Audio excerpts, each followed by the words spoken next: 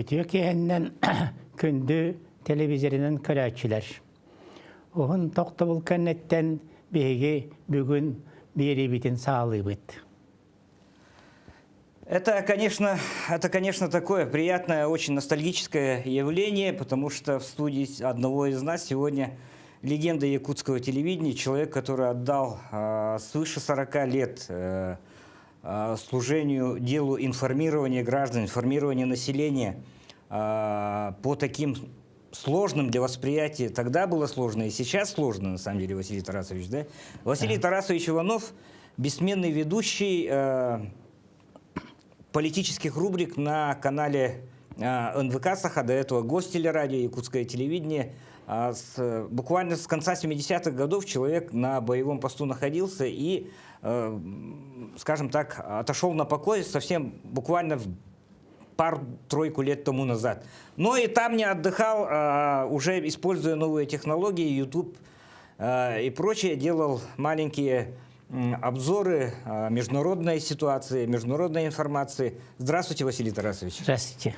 Ну, встретились, что называется, два политических обозревателя, поколение старое и поколение относительно молодое, но, тем не менее, тоже немножко старое, потому что я 82-й год, да, как в своей памяти, я 12-летний мальчик, включая вторую программу, там идет врезка якутского Гостелерадио, и как передача называлась? Панорама? Международная панорама или как это называлось? Да. И Василий Тарасович своим фирменным голосом, который абсолютно никто еще не смог ни скопировать, ни подражать, ничего подобного, вещает о том, как обстоят дела в Демократической Республике Афганистан. Это 82-й год. И я еще раз напомню, человек ушел на покой буквально вот в 2018 году, то есть почти 40 лет находился на ниве телевизионного производства, телевизионного редакторства. И, конечно же, это связано было с основным, не основным, а одним из основных, скажем так, рабочих должностей. Это руководство якутским отделением общества знания. Так? Да. Ага. Ну, Василий Тарасович, давайте начнем с того, что вспомним немножко, как вы пришли на телевидение, как это началось, с чем это связано у вас сейчас в воспоминаниях. В то время, когда я начал передачи, самой актуальной проблемой было международное обозрение. До меня там работали Чусовской и Герасимов. Это неповторимые политические обозреватели. Один на якутском, Герасимов, Чусовской на русском. Они внешне даже, они очень интересные люди были. А их передачи, это все с открытым ртом слушали. Я, естественно, их подражал в свое время, потому что они кумирами наши были. Но у нас это международных обозревателей быстро в форму входит. И своя, как сказать, свой стиль, своя форма, свой голос. И, как говорится, сразу, как хороший ездок на коне, на седле, сразу находит свою форму. Вот и я так и поступил, по-моему. Все сразу узнали, что это Василий Тарасович Иванов, зарожденный международник. И мне было легко, потому что я подражал этим кумирам, и они мне дорогу открыли. Вот и все. Василий Тарасович, а если вспомнить первый эфир, кто был режиссер, кто был, в команде был, который выпускал у вас первый эфир? Это Иван. он был самым один из ведущих режиссеров.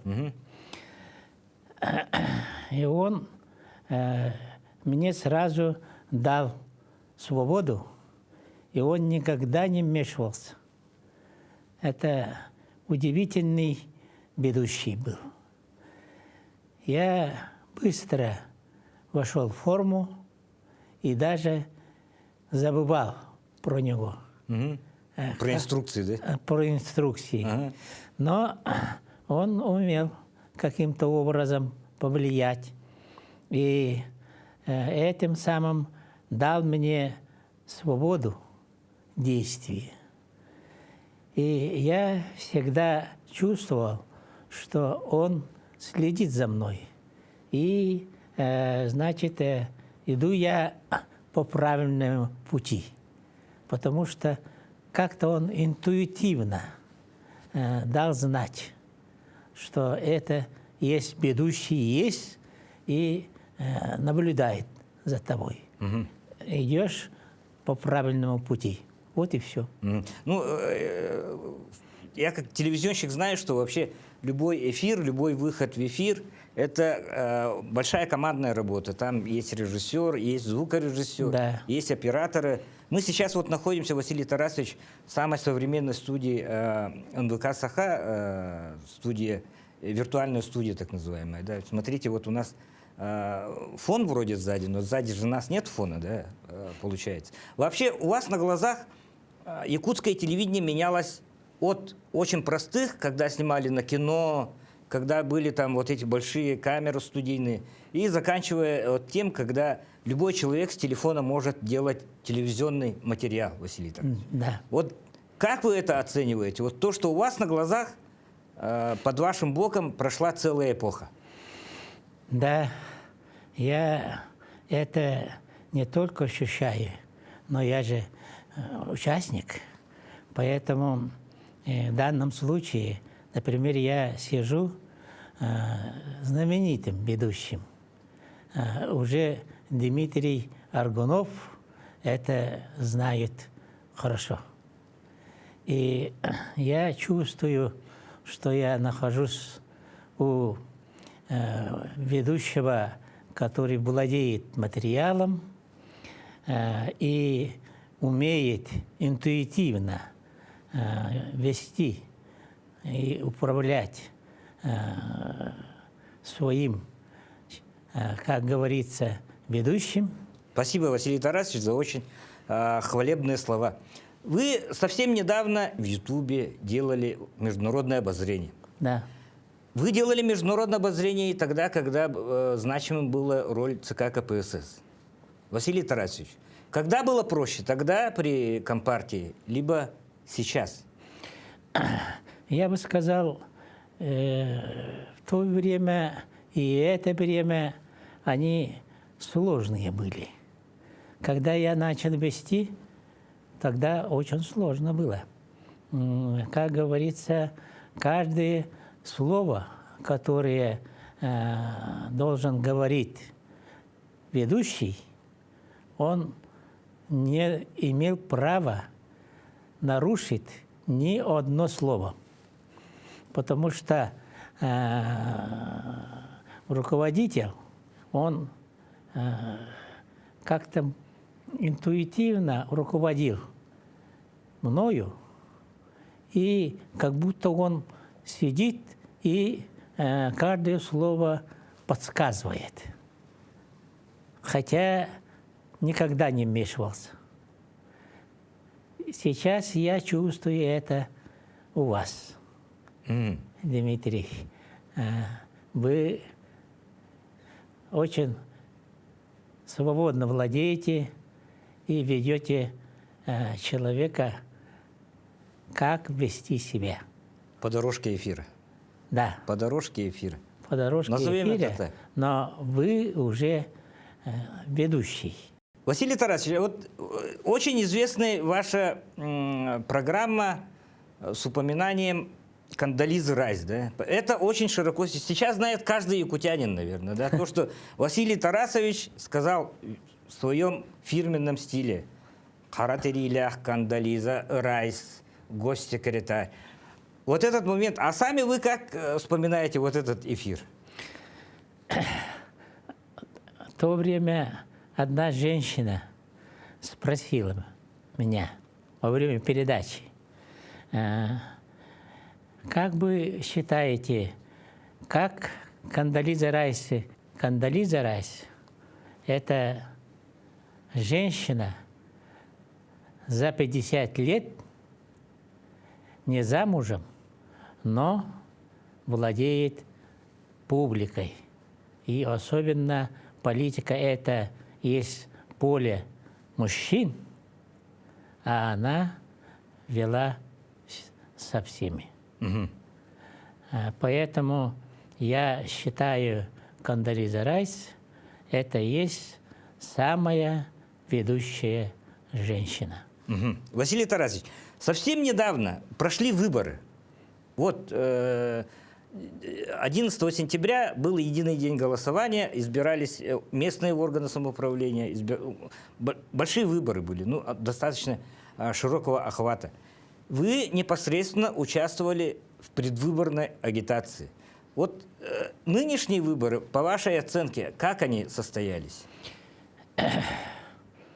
Выборы нынешние, они свободные были.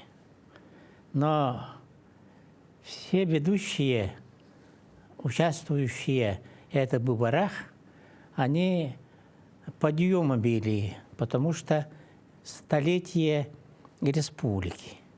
И чувствовали такую ответственность и относились к этим выборам очень серьезно.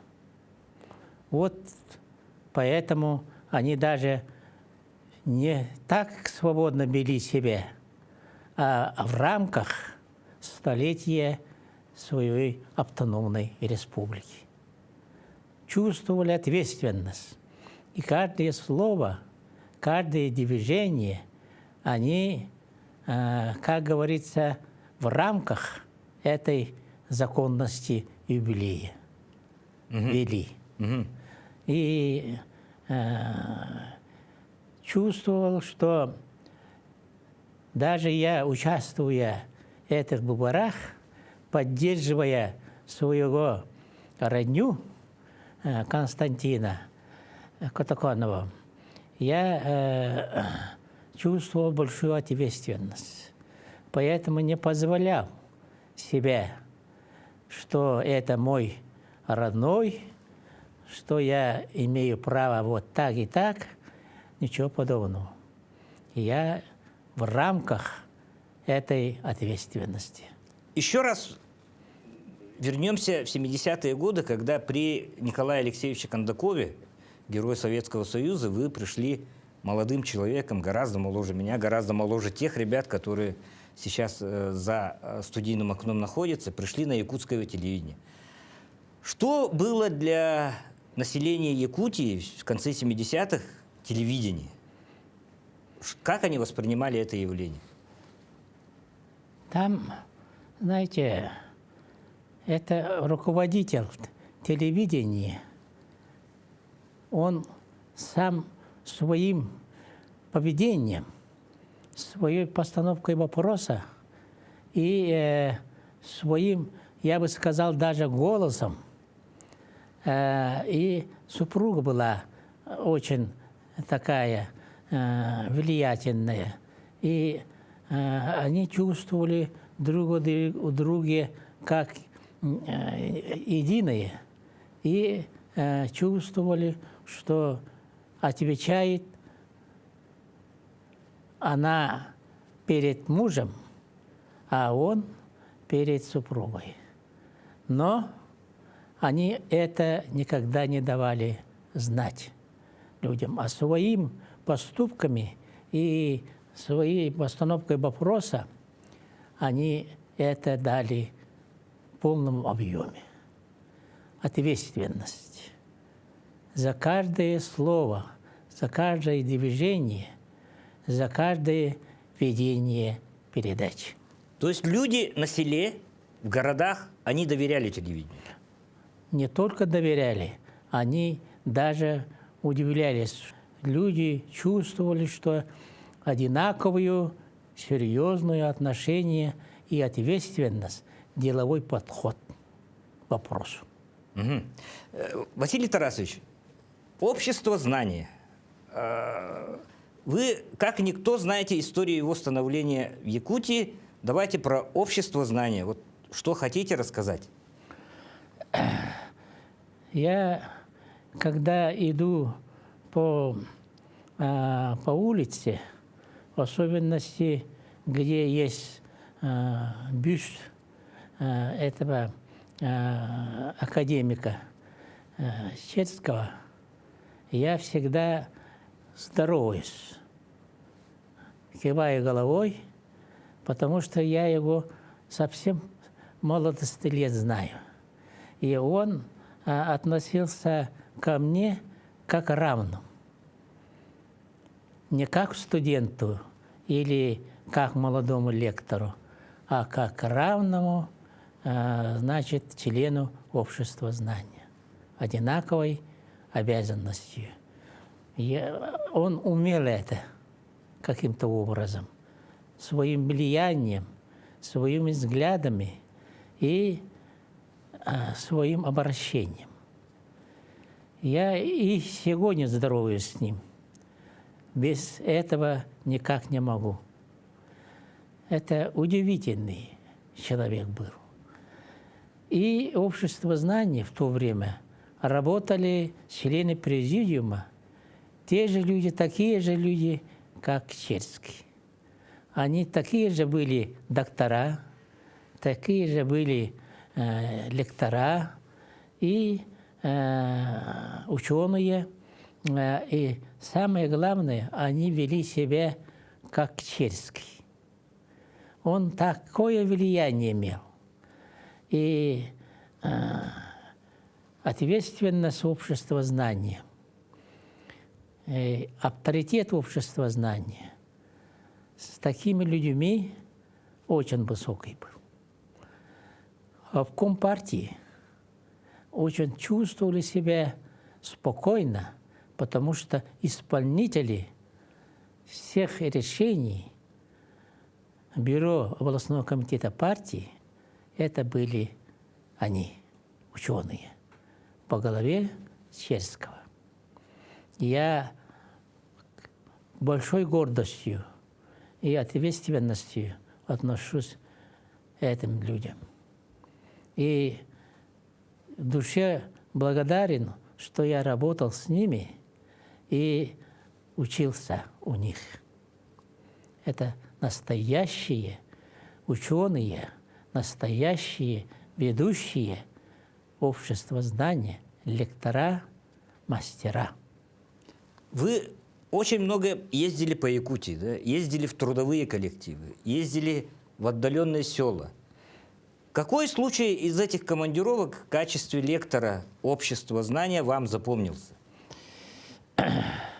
Я бы сказал, одинаковой меру ответственности относился к каждой командировке.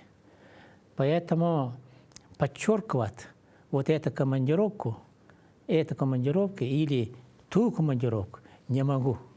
Потому что эти ученые во главе Черского, они также вели себя, как я сейчас вам объясняю на ваш вопрос. Но скажу одно. Каждый в своем выступлении, каждый в своей, значит, появлении перед аудиторией, публикой, они умели одинаково оценивать, одинаково относиться к любой аудитории. Любой. Не от того, что это подготовленные, или это простые люди, совсем рабочие и так далее. Они одинаковой мерой держали их. И это чувствовали каждый гражданин, каждый охотник, каждый дровосек. Все они чувствовали, что этот академик, этот профессор, они вкладывают все свое знание и талант перед ними. И также очень уважительно относились к ним. Вот так. Это надо уметь. Василий Тарасович, мы правильно подметили, в очень непростое время живем. Да? Если вспомнить 80-е годы, житель Днепропетровска, к примеру, да, и житель Якутска, мы были гражданами одной страны. Начиная с 91-го года произошли события, которые в конечном счете поставили под вопрос братство двух, на самом деле, братских народов, двух великих славянских народов, украинского и русского. Как вы оцениваете с высоты прожитых лет происходящие события на Украине?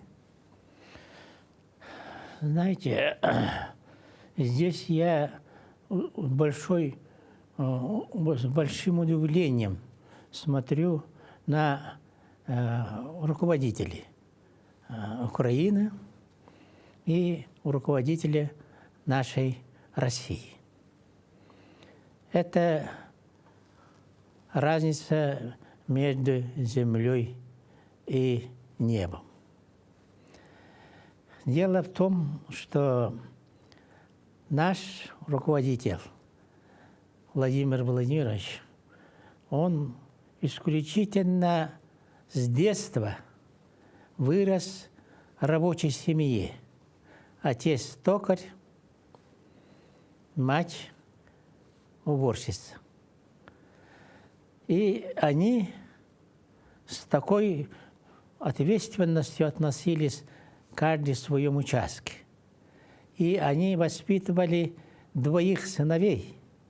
Один рано умер, будучи совсем мальчиком, а второй – это Володя Владимир Владимирович. Владимир Владимирович никогда в Санкт-Петербурге не побывав у брата, дальше не идет.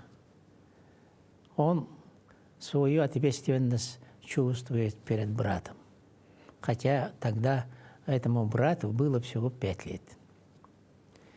Это очень такое воспитание родителей и чувство ответственности перед Родиной, как родители относились к этой Родине, России.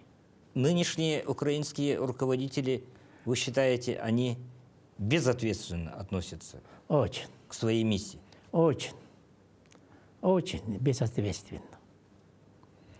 Даже поражаешься, почему такие люди появились на этот свет. И как их, как говорится, поставили на руководство. Я поражаюсь просто. Ну, смотрите, вот когда началась специальная военная операция, очень многие задавались, которые тоже были патриоты, да, которые говорили, Россия должна победить, причем победить быстро. Да? Они задавались вопросом, почему российские вооруженные силы не громят инфраструктуру, ключевую инфраструктуру Украины? Ответ у других аналитиков был такой, зачем нам ввергать в каменный век братскую республику, которая 70 лет была в составе Советского Союза. И, в принципе, многие этот ответ воспринимают. То, что Россия никогда не будет вести боевые действия, направленные на уничтожение Украины как таковой. Правы комментаторы, которые говорят, надо разбомбить Украину? Или правы те, которые говорят, мы должны сохранить больше гражданской инфраструктуры, жизни гражданских и так далее? Здесь надо такое. Россия отличается от всех государств, уважающим свой суверенитет и суверенитет других государств. Этим и отличается Россия.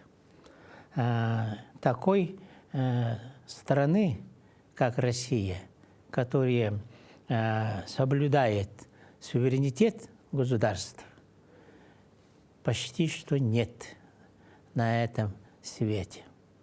Все особенности в эти годы все показывают, как относятся суверенитеты других государств. Наша страна, наши вооруженные силы и наши руководители, гражданские и военные, они одинаковой ответственности. Просто, я бы сказал, Бог милостивил России, чтобы они, когда подбор кадров делали, соблюдали это Божий закон. Я просто удивительный восхищением смотрю подбор кадров и военных, и гражданских нашей страны, России, которые суверенитет своей страны очень уважают, и суверенитет других стран тоже очень уважительно относятся. И в каждом своем выступлении военные и гражданские руководители нашей страны, они как близнецы, похожи. Василий Тарасович, вы упомянули дату столетия образования Якутской АССР. Из этих 100 лет значительное количество прожили именно в этой Якутской АССР. Как изменилась республика времен вашего детства и сейчас? Поразительно. Я восхищаюсь своим народом якутским, простыми людьми и руководителями. У всех одно стремление – сделать Якутию процветающей. Людей самыми ответственными и держащие гордость своей республики, гражданство и, как можно сказать, как умеют они ответственно относиться к каждому своему поведению. В целом, наша республика – это исключительно работящие люди, любящие свою республику, свою родину. Каждое озеро, каждое болото, кустарник – это для них просто как зеница ока. Я в душе горжусь своими гражданами, своими земляками, молодыми и старыми, что они, особенно в это время, когда столетие автономной республики, они эту ответственность очень дают знать себе, детям, своим друзьям и родственникам. И как они ответственно чувствуют перед своими стариками, покойниками, как они берегут их честь и совесть, как они стараются вести себя достойно и строить республику. Василий Тарасович, я знаю, что вы очень любите совершать прогулки, пешие прогулки по Якутску. Какие самые любимые места в нашем городе? В нашем городе, мне кажется, каждый гражданин города Якутска старается каким-то образом, как можно сказать, оставить хорошие воспоминания о городе. Поэтому город Якутск